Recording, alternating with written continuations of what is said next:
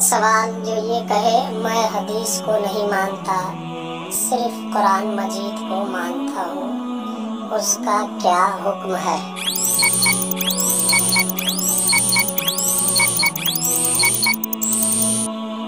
جواب: ایسا کہنے والا کافر ہے۔ سوال: کسی نے حدیث یا شرعی مسائل کی کتاب بطور توہین زمین پر دے ماری، اس کے لیے کیا حکم ہے؟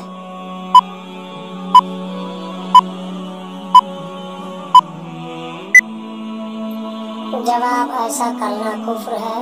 اگر کسی حدیث پاک یا شرعی مسائل یا سیرت رسول پاک صلی اللہ تعالی علیہ وسلم کی کتاب کی توہین اور حقارت کی نیت سے پھینکا یا پھاڑ دیا تو اس پر حکم کفر ہے۔ سوال: فقہ کی کتاب کی توہین کرنا کیسا ہے؟